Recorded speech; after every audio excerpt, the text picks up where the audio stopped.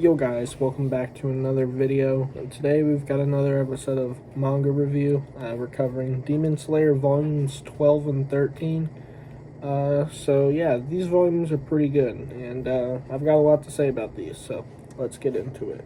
So first off, I do want to apologize for uploading late today.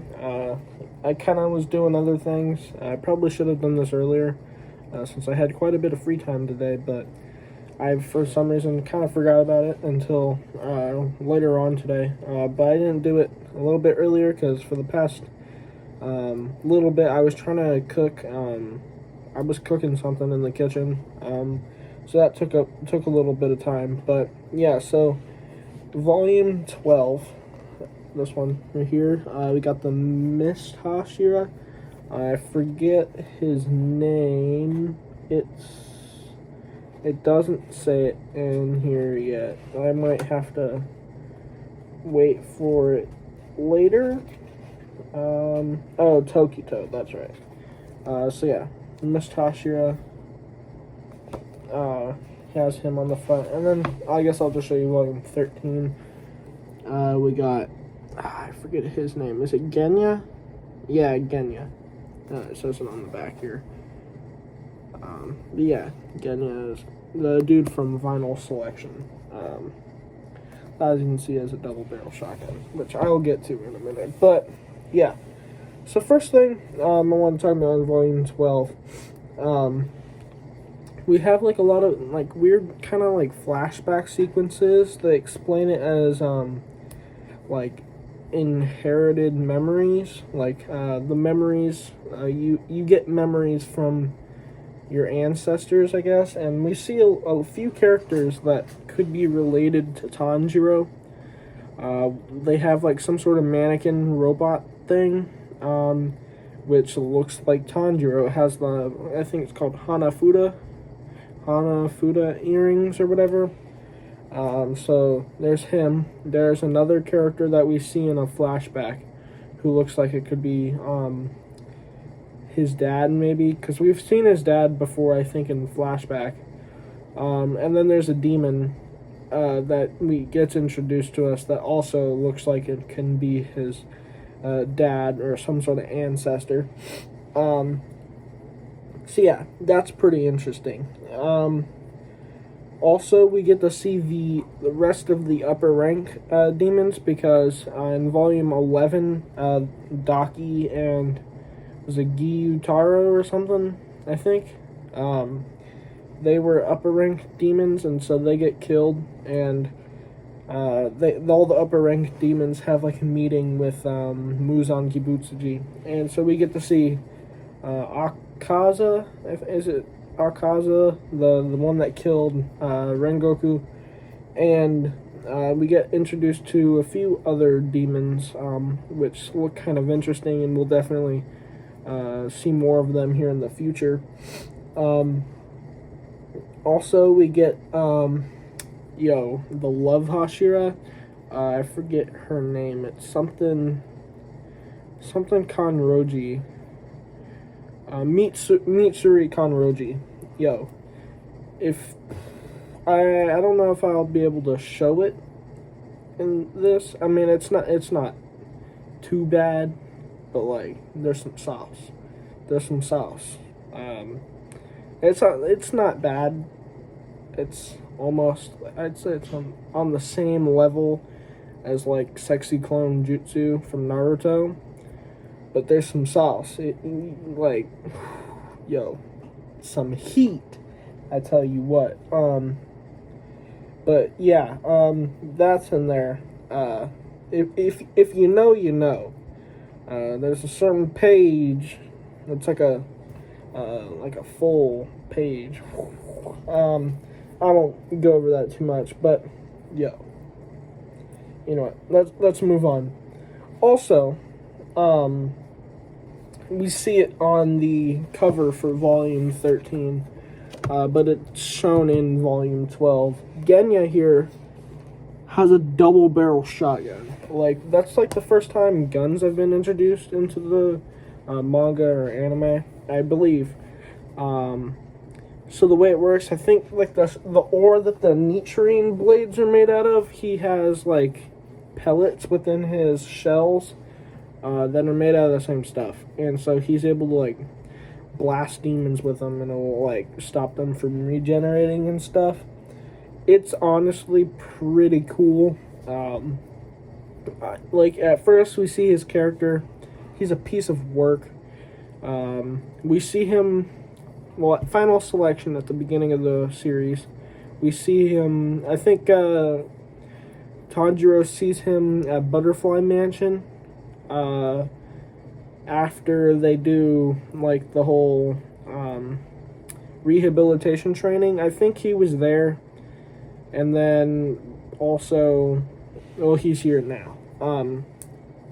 But we also find out, I think it's this one, that he's the younger brother of the Wind Hashira, which, if you guys like read it or saw the anime, you know that the Wind Hashira kind of sucks. He's a D-bag. He tried to he stabbed Nezuko at some point.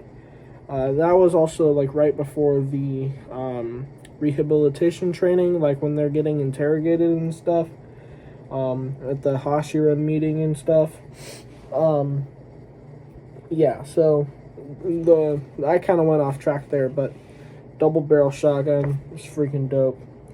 Also, I mean, I guess this is going to be like the first time I've really had something I didn't like about the series. Like, these 2 volumes are very good, but something became like, at this point in the series, I kind of realized that a lot of the demons, like a lot of the more powerful demons, like the more prevalent ones, their abilities seem kind of rinse and repeat. Like, we just got done fighting Daki and Gyutaro, I think his name was. Correct me if I'm wrong, or if I butchered that name. But their whole thing was that they had venom, like poison, and they could multiply. And so in here, they're having to face another demon that has poison, and it can multiply.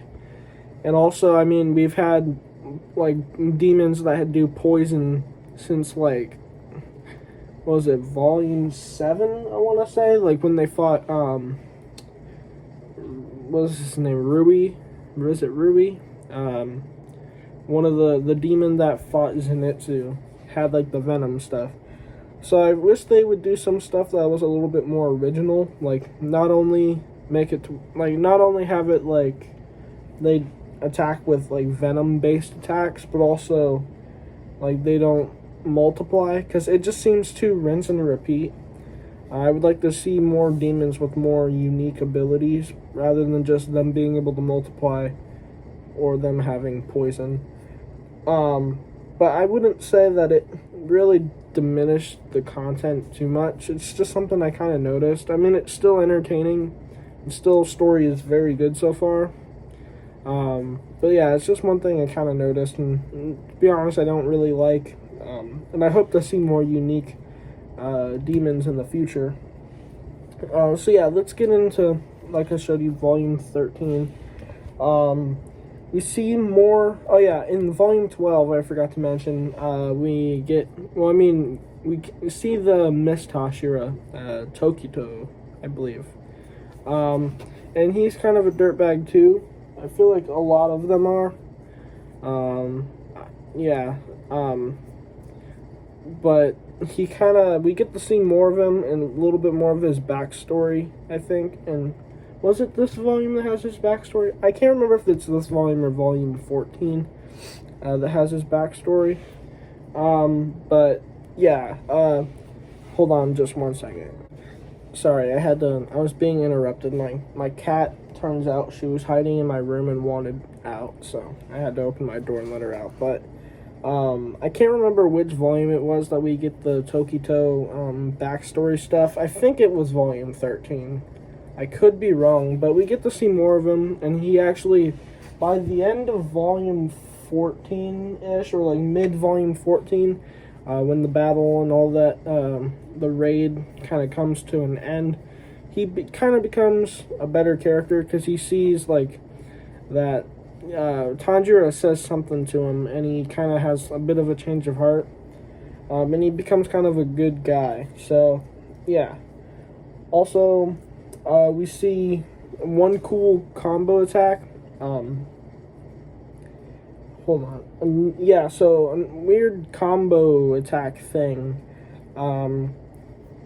Tanjiro has his sword, and Nezuko, she does that thing where she, like, her, her blood can, like, catch fire or whatever. So she, like slices her arm open or something like that, and she gets the blood on Tanjiro's sword, and she ignites it, and he has, like, this, like, flaming blood blade.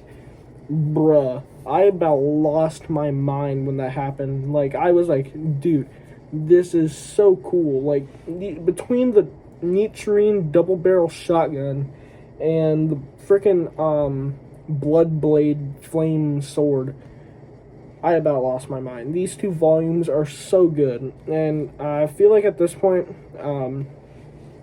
something huge happens in either volume 14 or 15. That's really, I think that's where the plot is really gonna pick up.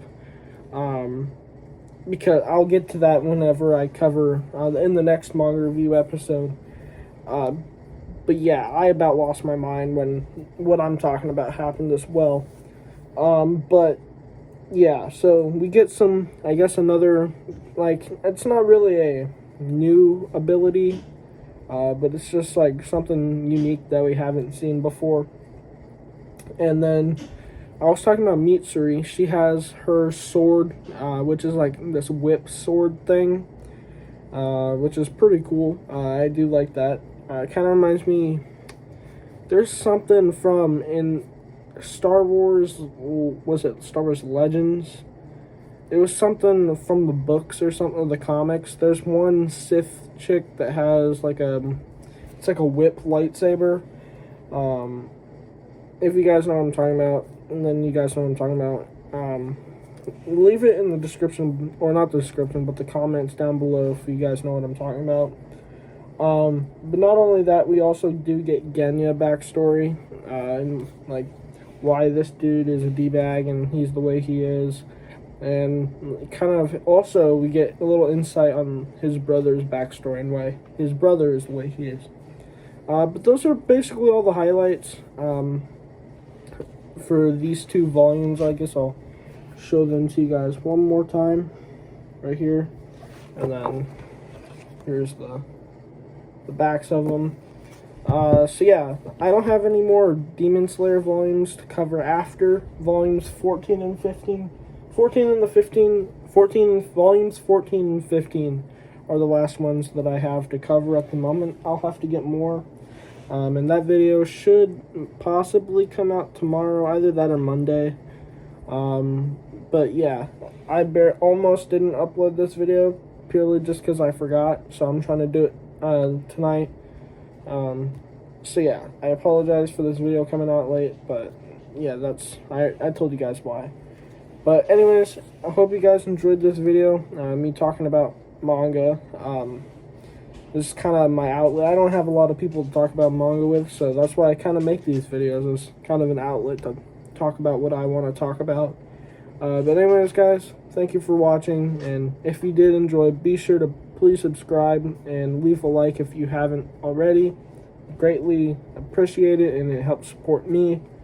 And yeah, I'll be definitely making more content like this in the future, and leave some recommendations if you guys want to see me review some other things or do some other content. But yeah, that's about it, and I'll see you guys in the next one.